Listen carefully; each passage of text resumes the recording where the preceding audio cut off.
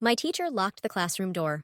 While my throat was closing from an allergic reaction, I was dying on the floor when my debate coach told everyone to sit down and stop rewarding her drama. My throat was closing, my vision was tunneling, and I could hear people shouting like they were underwater. A metallic taste crawled up the back of my tongue. I remember clawing at my own neck because it felt like invisible hands were squeezing it shut. Sit down, she snapped, voice sharp as a slap. Panic is contagious. Nobody moves. Someone tried to stand. I heard a chair scrape. If you touch that cabinet, she said, you're out of this program. Colleges look at that. Sit down. And the scariest part? Most of them did. They sat down, because that's what she'd trained us to do. Because she'd spent months teaching us that silence was discipline, that obedience was professionalism, that our bodies were liars, and our minds were supposed to be in charge. So there I was, on the sticky linoleum of the robotics lab, hives blooming up my arms like a rashy constellation, knowing there was an epinephrine injector 20 feet away, locked in a metal cabinet behind my debate coach's shoulder, and she had the key in her pocket. Back up. This didn't start with snacks in robotics. It started with a document she called the Focus Pact.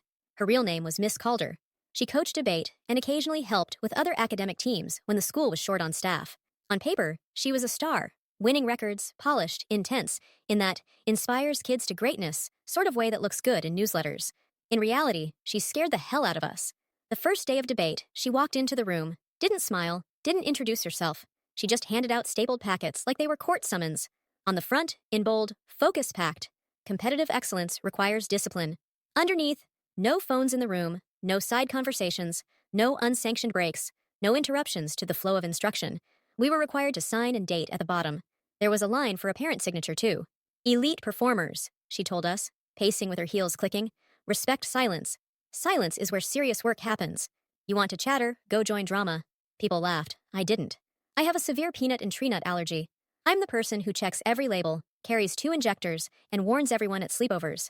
I live in this balance between, I don't want to be annoying, and I also don't want to die. So I went up after class, Focus Pact in hand. Miss Calder?